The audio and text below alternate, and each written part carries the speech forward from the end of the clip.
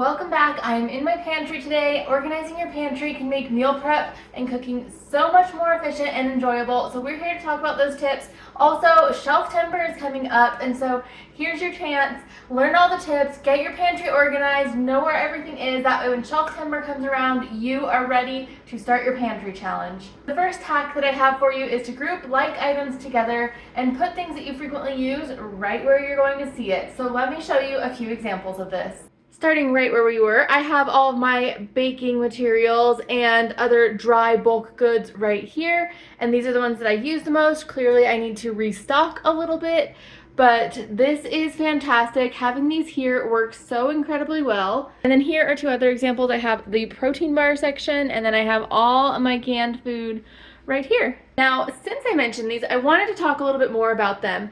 I really love using these clear containers because I can see exactly what's in them. I have them all labeled nicely so that way it looks nice and is very functional. They also have a great seal on them so they keep the food fresh. So like flour would have been in a paper bag otherwise, and this makes it way more fresh.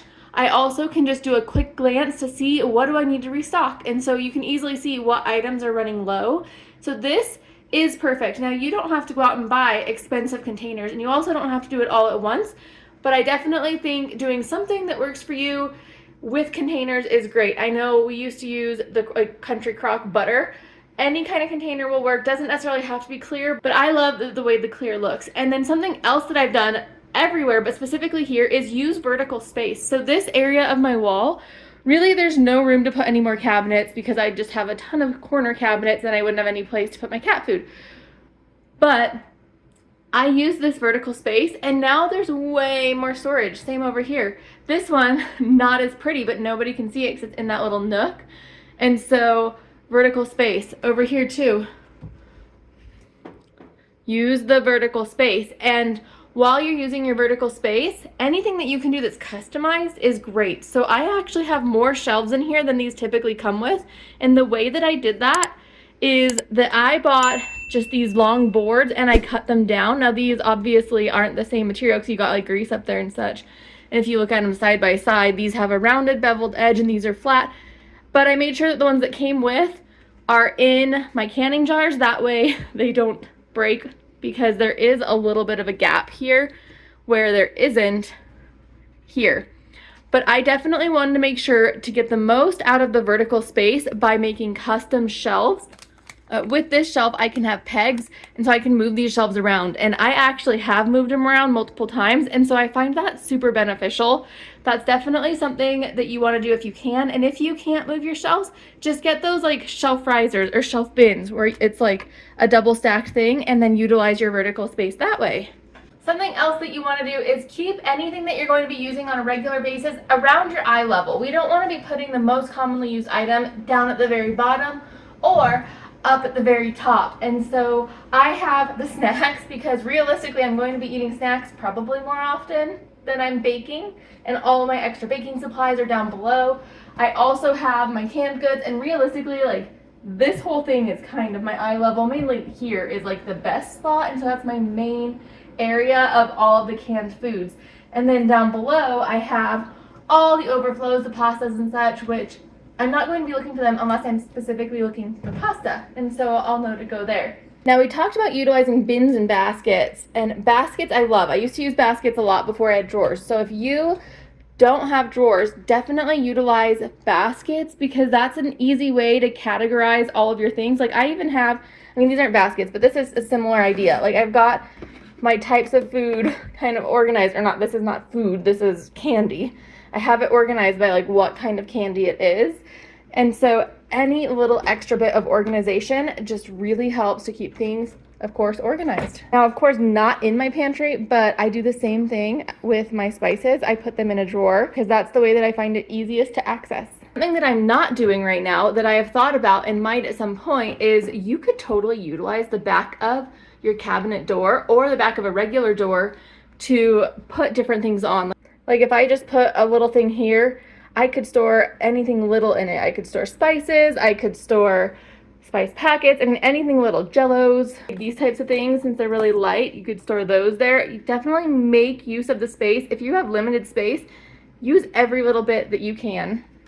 Now this isn't exactly in my pantry, but it still is my bulk food storage, and I wanted to come over here to talk about FIFO. And so you've probably heard of FIFO, first in, first out. And what that means is you want to use up the things that you buy first, and the things that you buy last. And so as I continue to fill my sugar and flour, I actually pull everything out and I put the new flour or sugar in the back, and then I put the old towards the front. That way, I'm making sure to use things up before they expire, which is fantastic. Now speaking of, oh hi. Now speaking of FIFO and first in, first out, and making sure, okay, this is the cat's cabinet and he wants a snack. It's morning, you just got breakfast. You want to finish your breakfast? Hi Milo, can you say hi to everybody? Let's tell them about cleaning out your pantry. Yeah. Okay, so this area doesn't look so organized, but it's just because that's there. As soon as that's gone, it looks pretty okay. That's the extra grits that didn't fit in that container there. Does that bother anybody that's upside down? Hi. You want to be regularly keeping up on what you have in your pantry. If you have so much in your pantry that you don't know what you have, that's a problem. Make sure you're regularly looking into your pantry and utilizing the things that you have. We don't want things just being in here for months and months and months or years and then going bad and then you're not able to use them, which is a waste of money. It's a waste of time because you're time buying it and stocking it, and it's just a waste of food. And so we want to make sure that we know what we have. We're regularly organizing. That way everything is in its place. You know where things are. So I've got like all my breakfast foods up there, specifically cereals. We've got all the crackers and types of things here. The chips here. I've got overflow of chips, and then I've got the things that I can use to make dinners and some popcorn because it's in the chips section. And then all of my like store canned items that I use to supplement with dinners. Make sure you know approximately where things are, regularly look through it, reorganize it, take out the things that you need to use up, and then that brings me right back to where we began. So we're brought right back to, okay, now I have an organized pantry and I have things that I know I need to use up. What do I do?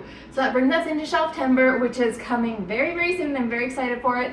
I find this time of year the best time of year to really work through all the items in the pantry. I know there's pantry challenges also that happen in January and February, which I tried last year for the first time. I do prefer September. That doesn't mean that I won't do January and February as well though. But so pantry challenge is the best way to use up all those items that are in your pantry that you've decluttered, but you don't really want to just give away or get rid of. So the way you're going to do that will be coming up in a future video. But for now, if you're interested in seeing what I did last year for Shelftember, I will pop that up right here. If you enjoyed this video, please give it a thumbs up. If you're new here and haven't yet, please subscribe, and I'll see you next time.